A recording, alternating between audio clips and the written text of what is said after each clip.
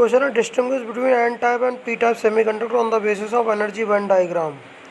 Compare their conductivity at absolute zero temperature and at room temperature. तो इसका answer है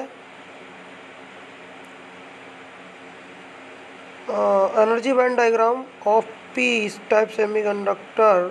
In p-type semiconductor, each acceptor impurities creates a hole which can be easily filled by an electron of silicon covalent bond that is a very small energy 0.01 से 0.05 electron volt is required by an electron of the valence band to move into this hole।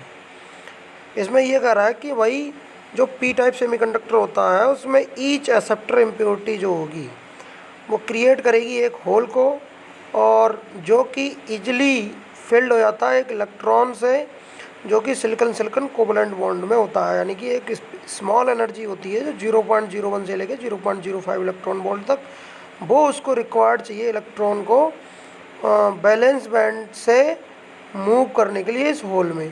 Hence the acceptor energy level EA lies slightly above the top of the valence band।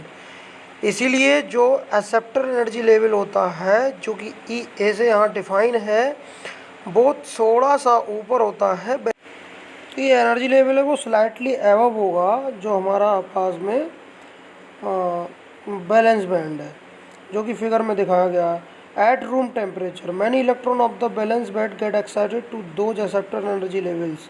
अब जो balance band के electron होंगे वो थोड़े से excite हो जाएंगे और एक्सेप्टर एनर्जी लेवल तक पहुंच जाएंगे, leaving behind equal number of holes in the valence band. और बैलेंस बैंड में वो उसने जितने छोड़ कर जा रहे हैं उतने ही होल क्रिएट कर देंगे।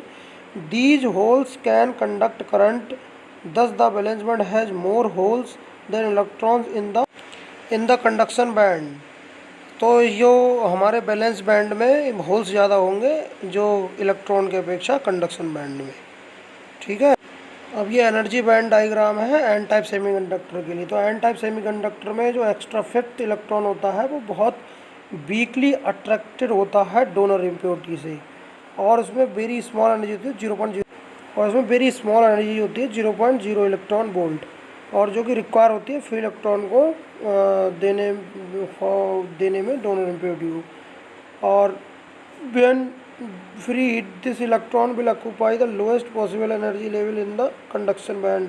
अब ये कंडक्शन बैंड में लोएस्ट पॉसिबल एनर्जी को वो करेगा। तो ऊपर देख रहे हो आप EG लिखा हुआ है, जहाँ पर लिखा 0.01 इलेक्ट्रॉन वोल्ट, तो वहाँ तक ये पहुँच जाता है। ठीक है, the energy of donor electron is slightly less than EC की जो एनर्जी है उससे थोड़ी सी कम होती है इसमें। दस द डोनर एनर्जी लेवल जो होगी वो lie just below the bottom of the conduction band. अब देखो उसमें क्या था, बैलेंस बैंड के ऊपर एक्सेप्टर एटम की जो हमारा था वो हमारा थोड़ा सा बैलेंस बैंड से ऊपर था। अब इसमें कंडक्शन बैंड से थोड़ा सा नीचे है, बस यही इनमें अंतर है। और अगर हम रूम टेम्परेचर की बात करते हैं तो जो एनर्जी गैप होता है इजीली कवर्ड हो जाता है, तो मटेरियल में एक्साइट होता है जो इलेक्ट्रॉन वो आसानी से कंडक्शन बैंड में पहुंच जाता है। तो the conduction band has more electrons than holes in valence band as they have been contributed both by thermal excitation and donor impurities. अब जो कंडक्शन बैंड होते हैं वो ज़्यादा से ज़्यादा इलेक्ट्रॉन हो जाते हैं